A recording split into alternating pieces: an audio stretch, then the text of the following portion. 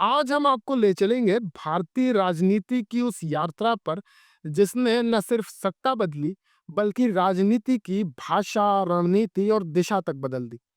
आज हम बात करेंगे दुनिया की सबसे बड़ी राजनीतिक पार्टी की, एक ऐसी पार्टी जो आज देश की सत्ता के केंद्र में ही नहीं बल्कि देश की सोच के केंद्र में भी है। जी हाँ, हम बात कर रहे हैं भारतीय जनता पार्टी यानी बीजेपी की। लेकिन दोस्तों, ये कहानी सिर्फ सत्ता तक पहुंचने की कहानी नहीं है। ये कहानी है संघर्ष की, विचारधारा की, बलिदान की, विवादों की और उस राजनीति की जिसने आजाद भारत का मिजाज ही बदल कर रख दिया। नमस्कार, मैं शाश्वत सिंह दर्पण और आप देख रहे हैं द देश बोर्ड। साल 2015 में बीजेपी ने अपनी सदस्यता के अभियान के आंकड़े सार्वजनिक किए और दुनिया चौंक गई। करीब 18 करोड़ पंजीकृत सदस्य, कम्युनिस्ट पार्टी ऑफ चाइना से भी ज्यादा।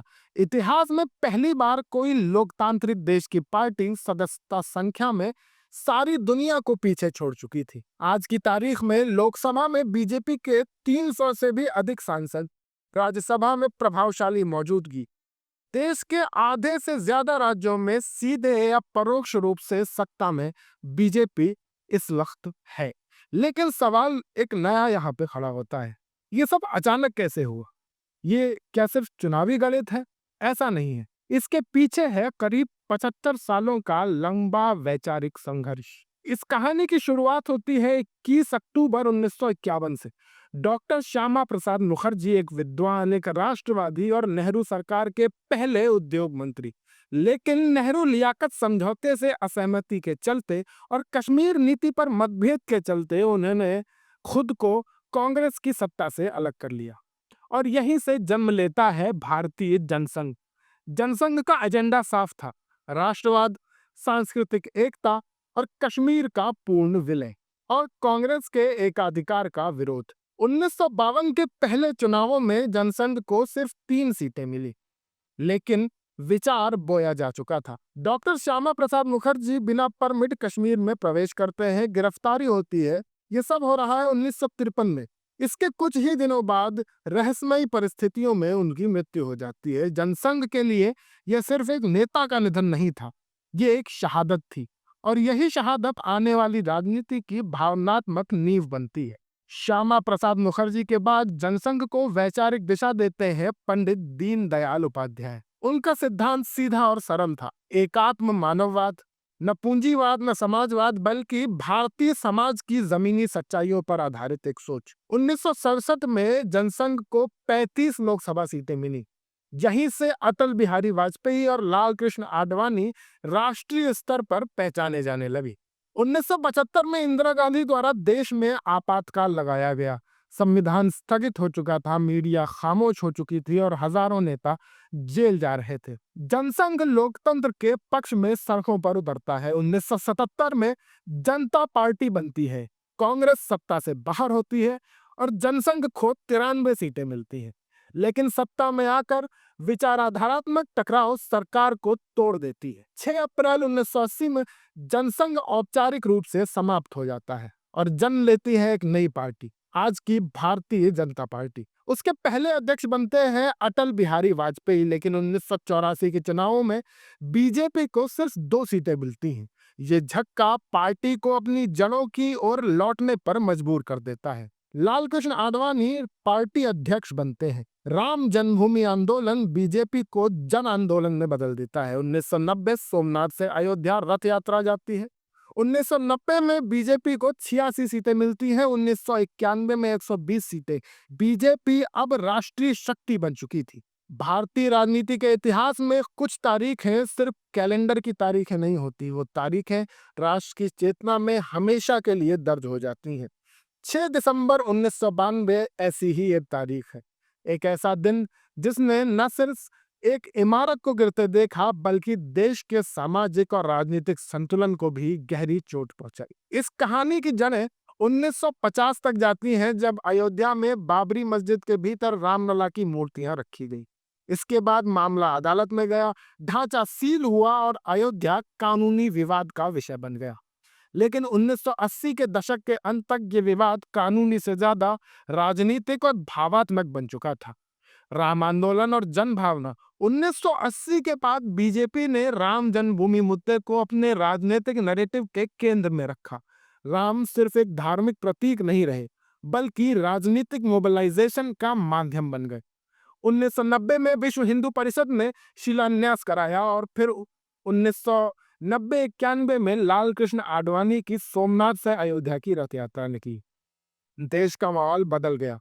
गांव-गांव, कस्बे-कस्बे राम राजनीति की भाषा बन चुके थे। 6 दिसंबर 1992 की सुबह पर अयोध्या में करीब 1.5 लाख से 2 लाख कार सेवक मौजूद थे। मंच पर बीजेपी और संघ परिवार के कई बड़े नेता मौजूद थे। उत्तर प्रदेश में कल्याण सिंह की बीजेपी सरकार थी। सुप्रीम कोर्ट को सुरक्षा का आश्वासन दिया गया था कि ढांचे को कोई नुकसान नहीं पहुंचेगा। लेकिन जैसे जैसे दिन चढ़ता गया, भीड़ का मिजाज बदलता गया। दोपहर होते होते कार सेवकों का एक समूह सुरक्षा घेरा तोड़कर ढांचे पर चढ़ चुका था। हथौड़े, फावड़े और हाथ कुछ ही घंटों में बाबरी मस्जिद ढहा दी गई। देश टेलीविजन स्क्रीन पर इतिहास टूटते हुए देख रहा था। राज मशीनरी मूक दर्शक बनी हुई थी। अयोध्या की आग वहीं नहीं रुकी। मुंबई, दिल्ली, अहमदाबाद, सूरत, भोपाल, देश के कई हिस्सों में भयानक सांप्रदायिक दंगे भड़के। सरकारी आंकड़ों के मुताबिक करीब 2000 से ज्यादा लोग मारे गए, जिनमें ज्यादातर अल्पसंख्यक समुदाय के थे। हजारों घायल हुए, लाखों लोग बेघर हुए। देश अपने ही नागरिकों के खून से लाल हो चुका था। इसके बाद सबसे बड़ा सवाल उठा, जिम्मेदार कौन?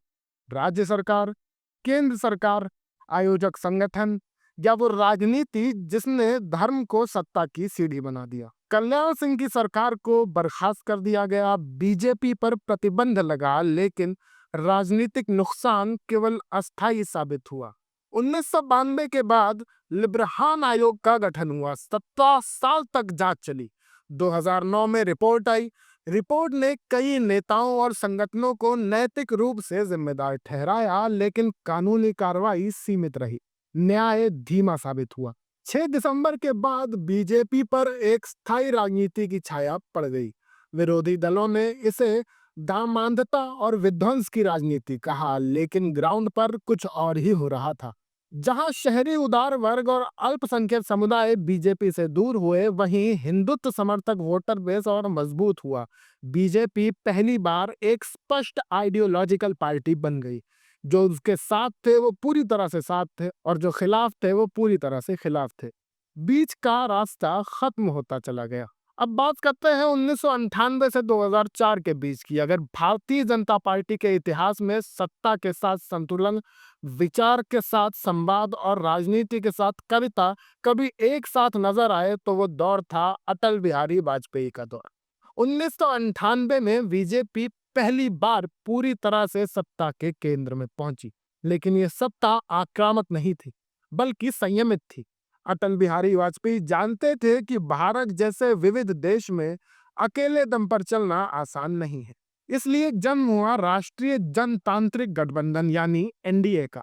20 से भी ज्यादा दल अलग अलग विचारधाराओं को लेकर साथ आए, लेकिन नेतृत्व एक ही था, एक ऐसा व्यक्ति जिसे विरोधी भी सम्मान देते थे। 1998 में पोखरण परमाणु परीक्षण हुआ। भारत ने परमाणु शक्ति होने की आधिकारिक घोषणा कर दी। दुनिया नाराज हुई, अमेरिका ने प्रतिबंध लगाए, लेकिन वाजपेयी जी का बयान इतिहास में दर्ज हो गया। हम शांति के पक्षधर हैं, लेकिन अपनी सुरक्षा से समझौता नहीं करेंगे।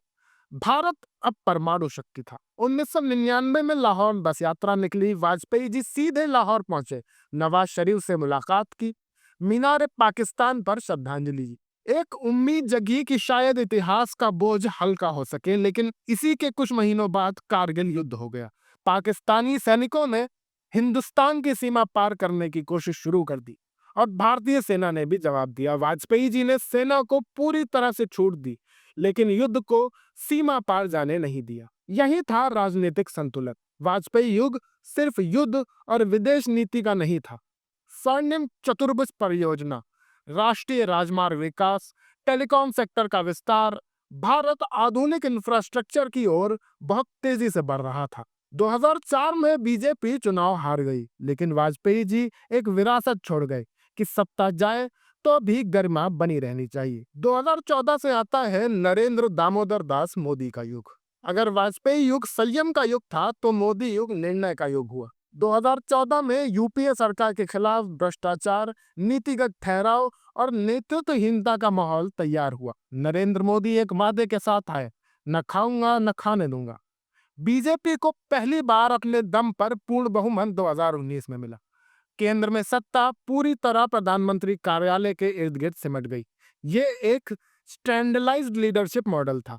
मोदी युग छोटे फैसलों का युग नहीं रहा। नोटबंदी, जीएसटी, अनुच्छेद 370 की समाप्ति, 3 तलाक कानून, नागरिकता संशोधन कानून, हर फैसला या तो पूरी तरह समर्थन में था या पूरी तरह विरोध में।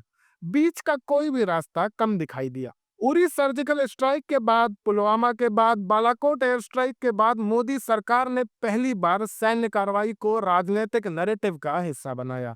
देश में मजबूत नेतृत्व की छवि बनी। मोदी युग में भारत की विदेश नीति व्यक्तित्व केंद्रित हो गई। अमेरिका, फ्रांस, जापान, ऑस्ट्रेलिया, हर मंच पर मोदी एक ब्रांड की तरह उभरे। अगर मोदी चेहरा है तो अमित शाह इस पूरे खेल की रणनीति है। चुनाव प्रबंधन, संगठन विस्तार और विपक्ष का ध्वस्तीकरण, ये सब की योजना अमित शाह ने ही तैयार की। बीजेपी एक चुनावी मशीन बन गई। हर युग के तरह इस युग के भी अलग अलग सवाल है। संस्थाओं की, मीडिया की भूमिका का सवाल। असहमति की जगह समर्थक इसे मजबूत नेतृत्व कहते हैं। जहां वाजपेयी युग संवाद और सहमति पर टिका था, वहीं मोदी युग निर्णय और नियंत्रण पर टिका दिखाई दिया। दोनों बीजेपी के स्तंभ थे, लेकिन दोनों की राजनीति अलग स्वभाव की थी। जनसंघ से बीजेपी तक का सफर सिर्फ एक पार्टी की कहानी नहीं है, ये कहानी है भारत के लोकतंत्र की, उसके उतार चढ़ाव की और बदलती हुई राजनीतिक चेतना की। अब सवाल यह है, क्या बीजेपी इस सत्ता को विचार में बदल पाएगी? आपका क्या ख्याल है, हमें कमेंट करके जरूर बताइएगा। आप देख रहे थे द देश बोर्ड और मैं शाचू सिंह दर्पण। अगर आपको हमारी वीडियोस पसंद आए तो वीडियोस को लाइक करिए, अपने दोस्तों के साथ शेयर करिए, हमारे चैनल को सब्सक्राइब करिए। आप सबका बहुत बहुत शुक्रिया।